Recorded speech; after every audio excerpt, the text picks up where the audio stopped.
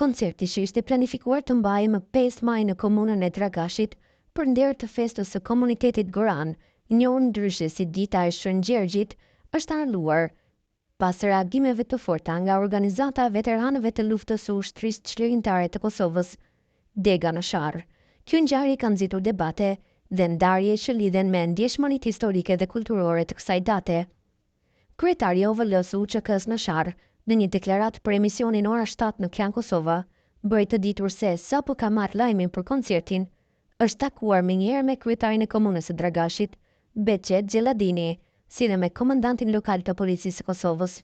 Në këtë takim ai ka kërkuar që koncerti të anulohet, duke theksuar se mbajtja e një koncerti me këngëtar serb në këtë datë është e papranueshme.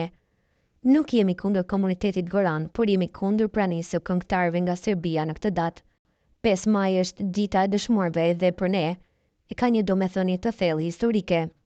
Këngëtarët serb nuk kanë vend në Sharr më 5 maj, tha përfaqësuesi i veteranëve. Ai shtoi se pas ndërhyrjes së tyre dhe komunikimit me autoritetet, organizatorët janë tërhequr dhe koncerti është anulluar. Nga ana tjetër, kryetari i komunës së Dragashit, Beçet Xhelladini, konfirmoi anulimin e koncertit, por me një ton më të matur, duke deklaruar se organizatorët janë tërhequr vullnetarisht dhe kanë shtyrë mbajtjen e koncertit për një kohë të pacaktuar. Ai nuk dha shumë detaje, por theksoi se vendimi është marrë për të ruajtur rendin dhe harmoninë ndërkomunale në rajon. Festa e Shën Gjergjit, e njohur në mesin e komunitetit Goran si një festë tradicionale kulturore dhe fetare, zakonisht shënohet me aktivitete të ndryshme, përfshirë muzikë, vallëzime dhe grumbullime festive. Kjo ngjarje është e rëndësishme për identitetin i cili jeton në zonën e Dragashit dhe ka lidhje historike me Serbinë dhe Bosnjë-Hercegovinën.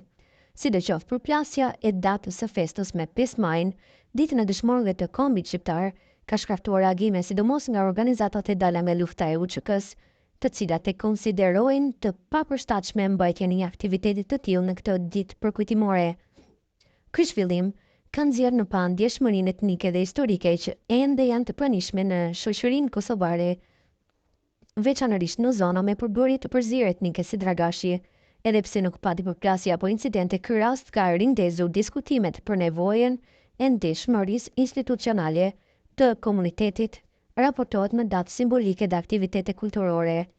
Organizatorët e koncertit ende nuk kanë dhënë një deklaratë zyrtare mbi anulimin, ndërsa mbetet e paqartë nëse ngjarja do të organizohet në një datë tjetër. Përfaqësues të shoqërisë civile kanë kërkuar që të mos politizohen ngjarjet kulturore të komuniteteve dhe që institucionet lokale të gjenë mënyra për të respektuar të gjithë komunitetet pa shkaktuar tensione të panevojshme.